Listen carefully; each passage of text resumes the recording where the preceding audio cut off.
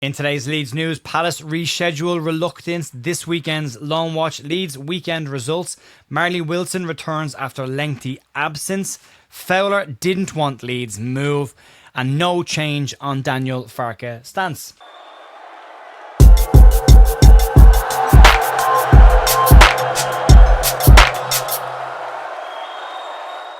Morning folks, welcome back to the Leeds View. Monday morning, the 10th of November with your Leeds United news. Hope your weekend's gone reasonably well outside of the result yesterday. Another tough weekend for Leeds United. A couple of little changes coming up on the channel just to make you aware of. The podcast will be out tonight. It will be out moving forward as a video as opposed to a live stream. We will keep the live streams on the stats pack as well as the instant match reaction, but we're moving the podcast to a recording in order to get it on audio platforms as well for those that prefer to listen to it rather than watch it, so you can check that out later on this evening. Aside of that, we'll crack on with the Leeds news. There is some stuff to talk about, and we'll start off with the rescheduling of Leeds United versus Crystal Palace. As mentioned last week, Crystal Palace have requested their game against Leeds United to be moved back to Saturday, December 20th after it was initially moved to Sunday the 21st of December due to TV. Palace have a fixture congestion with their EFL Cup game against Arsenal as well as playing in European competition, which means they'll only have a 2-day turnaround between their games. At this stage, the Premier League have yet to respond to Oliver Glasner's side's request, but according to reports today, West Yorkshire Sports and the TV companies will all have a say in the matter as well. Report today says that West Yorkshire Police will need to sign off on any fixture changes if the Premier League should grant it. The TV broadcasters also have a say in this due to obligations and contracts they have relating to the Premier League, and former head of the PGMOL, Keith Hackett, has given some detail on this situation, saying the following: the Premier League are always reluctant to reschedule, having a process in place that allows television companies both here and overseas to do their planning. There is of course discussions that also have to take place with the police, and let's hope the league are able to meet this request. The Christmas schedule has also been labelled as an issue with the situation as well, despite the fact that this year's Boxing Day games, or Stevens's Day games if you're in Ireland, will only see one game being played during that period of time. So yeah, we'll keep an eye on this one. We'll let you know what happens. Doesn't seem to really matter to Leeds. Obviously Brighton were missing 7 players and we played them and played midweek. Forest were missing 7 players, they'd played midweek. 2-day turnaround there as well. Didn't work out particularly well, so maybe give them a full week's crack at it before we play them. Maybe that'll change the situation a little bit. We'll move on, talk about this weekend's Loan Watch. Start off with Largi Ramazani, still out injured, and he missed Valencia's 1-1 home draw with Real Betis this weekend. Interestingly enough though, of all the Leeds players who went to Real Betis over the last couple of years, Mark Roca was the only one to make an appearance in that game off the bench. Isaac Schmidt came off the bench as he continues his recovery from injury, came on in the 80th minute in Werder Bremen's 2-1 home win over Wolfsburg. Max Verber still not in the matchday squad, still needs more time for him to recover. Joe Gelhardt, another championship goal for Joffrey in the 3-2 home win over Portsmouth. Joe also got an assist for Hull's second before he scored the winner. Picked up another man of the match award as well. 7 goals, 3 assists and 13 starts for Joe Gelhardt in the championship this season. Charlie Crew, another unused sub outing for Crew in Doncaster's 2-1 home loss to Barnsley. Rory Mahadi played 90 minutes for Scunthorpe and kept a clean sheet in their 1-0 win over Yeovil. That's his first ever senior clean sheet. Another Leeds goalkeeper, Daryl Ombang, played 90 minutes for Darlington in their 2-1 away win at Kidderminster. Let's move on to talk about the weekend's results. Start off the under-21s, and Leeds under-21s lost to Nottingham Forest 2-1 at home. Leeds had gone 1-0 down before Harry Gray equalised from the penalty spot, but Forest scored the winner in the 54th minute. Alex Kearns was deputising in goal for Leeds due to the fact that both Rory Mahadi and Daryl Ombang are both out on loan, but both of them can still play for Leeds in and around the games. They're not playing for Scunthorpe due to a youth loan, but Rory Mahadi's off on international duty as well, so it could be more difficult for him the next couple of weeks at least. Let's talk about Leeds women. They lost on penalties against West Brom and are out of the FA Women's National League Cup. The game finished 1-1 before it went to penalties, and Leeds lost out on penalties. Let's move on and talk about an underage player coming back. Leeds under-21 striker Marley Wilson has not been seen in a Leeds United shirt for 619 days, but made his return at the weekend after a very long injury absence. Wilson replaced Harry Gray in the defeat to Nottingham Forest at the weekend, but speaking to LUTV about his return after his lengthy layoff, Wilson had the following to say: "It's been difficult, to be honest. 2 years out, it's tough to take. First big injury, but I'm back now, so hopefully I can stay fit and see what this season brings for me.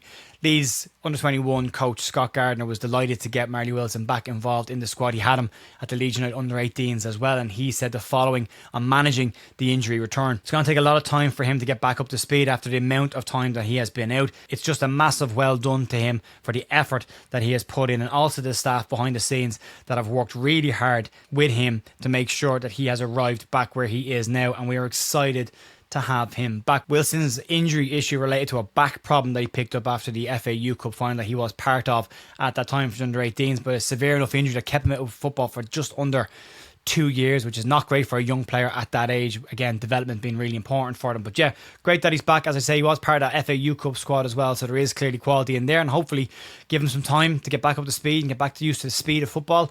I'm seeing him back involved with the under-21s more and more this season. Let's move on and talk about Robbie Fowler, who's been discussing his move to Leeds United this weekend. One of the death nails in Leeds United's coffin prior to the financial crash at the club was spending money on players that didn't really need to bring in. Leeds had plenty of firepower when they went off and paid Liverpool £12 million for Robbie Fowler at that time, a move that didn't really work out particularly well. Leeds sold him 1 year later for just £3 million. Fowler scored 14 times in 33 appearances for Leeds United, so nothing wrong with his performances and the effort and the goals that he scored for Leeds United. More a case of the financial situation of Leeds before the wheels ultimately fell off the wagon. But as much as Leeds United probably shouldn't have been buying those kind of players at that time given their financial situation, Fowler also didn't want to move at the time, and he wanted to finish his career at Liverpool. Speaking to the Life Jacket podcast this weekend, Robbie Fowler had the following to say on his Leeds United move. It was difficult. Ultimately, it was my decision, but I felt though I was forced to leave. I left to go to Leeds, but Leeds weren't the first club that came in for me. The club tried to sell me a few times. Newcastle was one, Villa was another. I remember sitting at my friend's house one night, the phone goes off, and it's Gianluca Vialli at Chelsea. He said the club had agreed a fee and I was taken aback. I was happy at Liverpool, but I knew my days were numbered. Leeds came in a few weeks later. I knew I needed to leave. If I could have been at Liverpool my whole life, I would have taken that all day long. Fowler's fairly respectful to Leeds United anytime he speaks about the club, including the fan base as well. And this was more a case of him wanting to stay put at his home club rather than making a move to Leeds United. And as I say again, when Leeds did sell him just 1 year later, Leeds only recouped £3 million for him, which said everything about the financial situation of the club during that time and how Leeds had overpaid for players they probably didn't need, just as an attempt to try and get them ahead of other clubs buying players. At that point, Leeds had Robbie Keane and Mark Viduka at the club as well, as amongst other players that were there at that point. Alan Smith was there as well at the time, so didn't really need another striker, but they brought one in anyway. And yeah, between him and Seth Johnson, two moves they didn't need to make.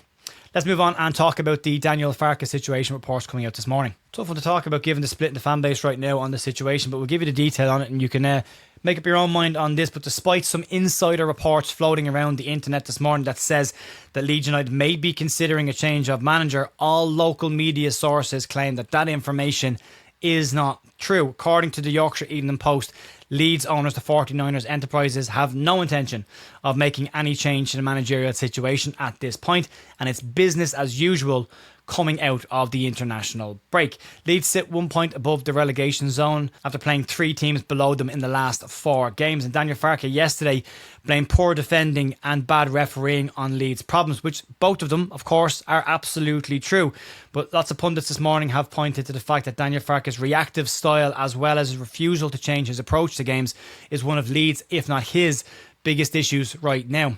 Farke insists that it's all calm behind the scenes at Leeds United in his post-match interview yesterday and labelled the fans' response as understandable for a very, very emotional fan base. 2 sources today have told the Yorkshire Evening Post and Team Talk that Leeds United have no plans to change the manager at this point, citing it will be business as usual moving forward. Graham Smith in the Yorkshire Evening Post this morning in his piece said that the YEP does not anticipate a change at this stage.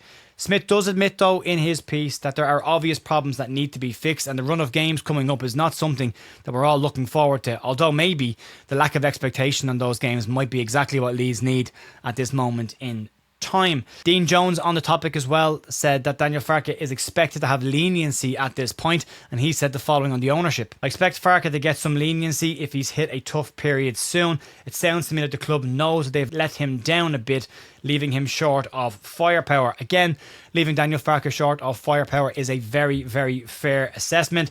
But as we said yesterday in the review of the match, something has to change. And if Daniel Farke continues to move forward as Leeds United manager, and he has to start looking at how he's approaching these games, and something in his approach needs to change, whether that's the style of football Leeds are playing, whether it's the formation Leeds are currently using, whether it's the tempo or personnel in the side. He needs to look at this and start to change a few things, because to keep playing the way that Leeds are right now, knowing that the players probably aren't good enough for the level or can't cope in the current system at that level, something will need to be done to alleviate those issues if Leeds would have any hope of getting out of this situation, or at least getting to January in a position where Daniel Farke can then be backed in the transfer market to make the changes that he needs in the personnel. But some really tough decisions are going to need to be made when they get to that January window. If players are not involved in this squad, then Leeds will need to start looking at selling players and not hanging on to people that are not playing football or not making an impact in the squad right now, and then look to try and bring in players that can give the manager, whoever that is, whether it's Daniel Farke or somebody else, the firepower and what they need to sort the problem out. But right now, Leeds' biggest issue is conceding goals, and that needs to be sorted one way, shape or form. Leeds are playing with 3 holding midfielders and are shipping goals with 3 players running into the box every single week, and that needs to be looked at. As I say, the podcast will be out tonight. We'll have a look back on the game against Nottingham Forest. Myself, Jerry and Paul will have a chat about it, and it will be out, as I say, in a video format, and it will be available on audio platforms across all the audio platforms for those who are interested in that, and that will be the case with the podcast moving forward. Outside of that, everything else is as usual for us as well. Let me know your thoughts down below in the comments. Stick a like on the video. Give us a subscribe if you're not subscribed to the channel. Outside of that, I'll see you tomorrow morning for the news. I'm back tonight for the podcast. Enjoy the rest of your day, and I'll talk to you soon. See you later.